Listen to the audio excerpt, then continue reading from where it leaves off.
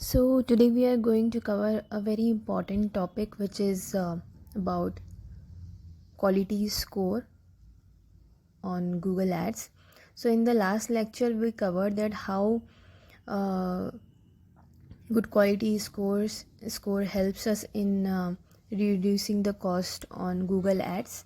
So, we'll be understanding this concept in detail today. So, let's begin. So, as I discussed that quality scores affects our ranking on Google. The better the quality score will be, the lesser the amount we have to pay to the Google for ad ranking.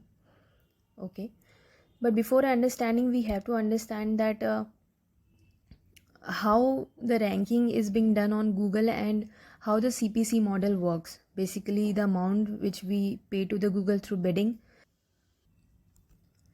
So before that, we have to understand that how ranking works on Google. So the formula for it is the rank which we get on Google equals to quality score into maximum CPC और the bidding which we do. Okay, तो Google के अगर आपने search results देखे होंगे तो आपको 3 से 4 जो इनिशियल एड्स होते हैं उन एड्स में आपको AD करके एक छोटा सा साइन दिखेगा जब भी आप गूगल का सर्च इंजन खोलेंगे उसमें फर्स्ट पेजेस पे.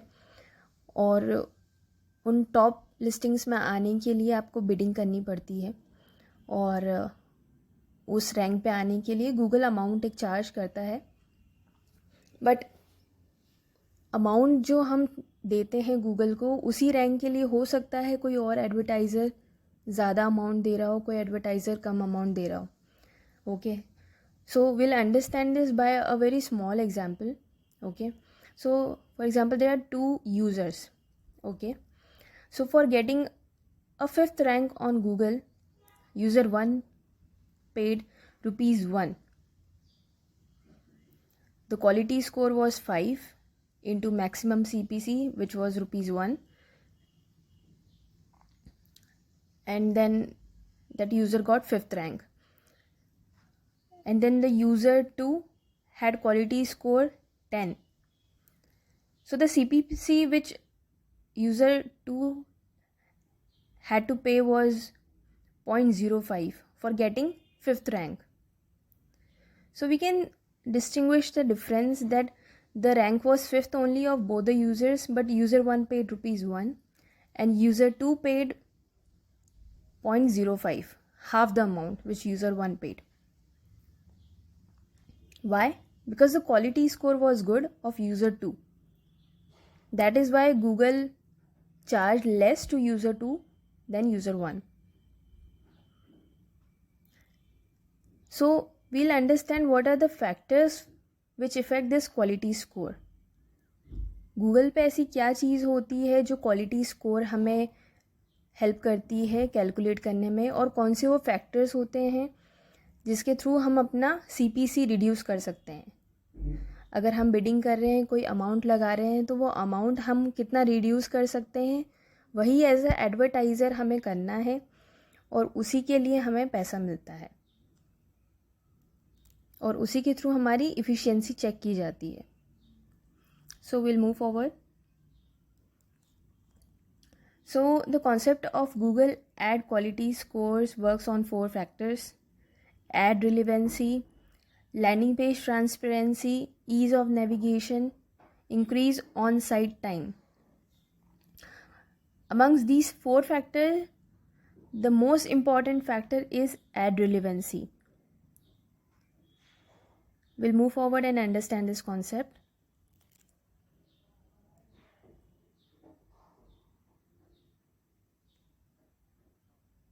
So what is ad relevancy?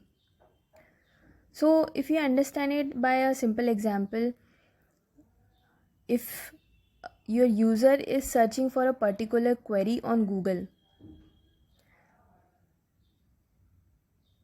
अगर आपका यूज़र है उसने डिजिटल मार्केटिंग एजेंसी डाला है या फिर डिजिटल मार्केटिंग लर्निंग गूगल पे डाला है, तो अगर आपकी वेबसाइट के लिए आप बिडिंग कर रहे हैं for the same keyword on Google, so your user intent and the content which is showing on the website should match. इसको कैसे हम समझ सकते हैं? फॉर एग्ज़ाम्पल, आपने सिर्फ बिडिंग करी है डिजिटल मार्केटिंग कीवर्ड पर, बट आपका यूज़र सर्च कर रहा है डिजिटल मार्केटिंग लर्निंग, तो यहाँ पर दोनों जो पर्पस है वो मैच नहीं हो रहे हैं.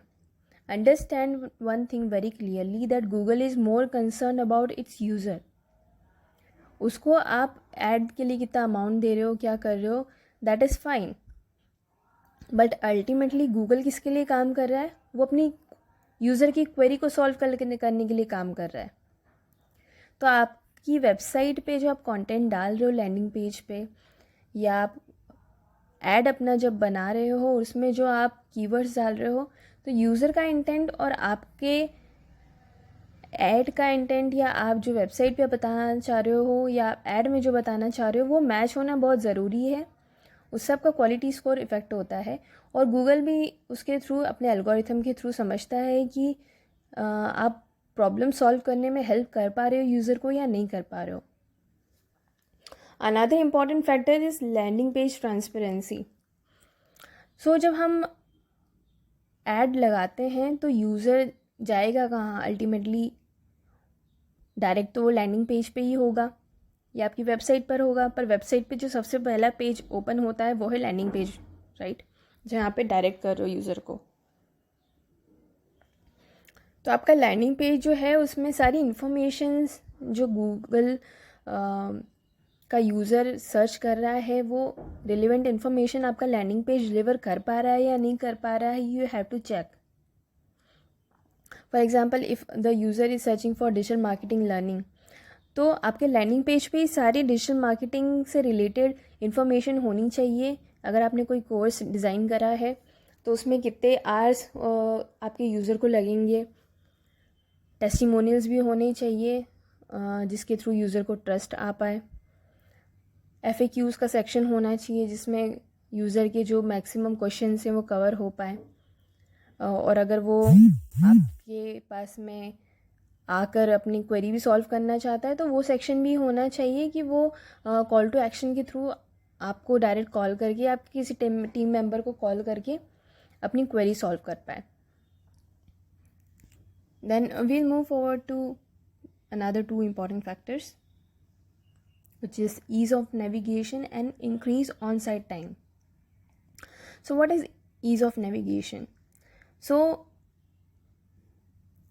if you'll go and see to any website, आपको 4 से 5 मिनिमम पेजेस मिलेंगे.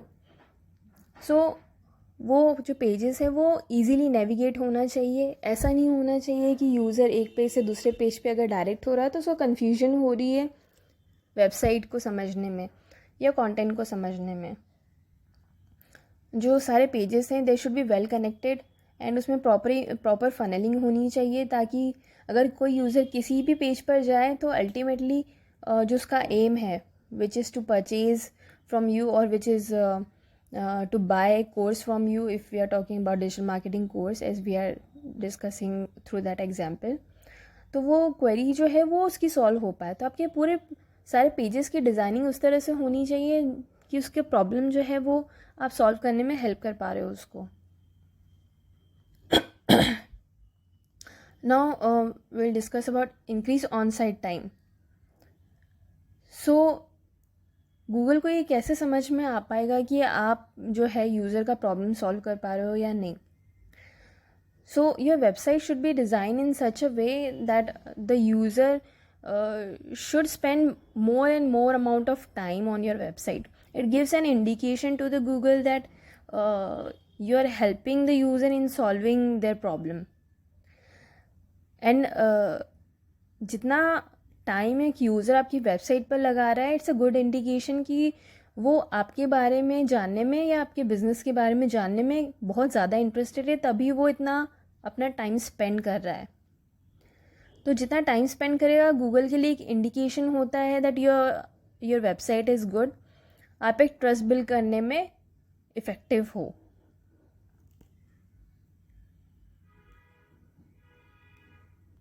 So as we have discussed, these are the 4 important factors go through these factors, test them on your own, and you can decrease your bidding amount on Google through these factors. Of course there are other factors also, but these are the primary factors. अगर आप इसके ऊपर focus करते हैं तो आपका अपना CPC cost जो है वो बहुत हद तक कंट्रोल कर सकते हैं. That is all for this session today.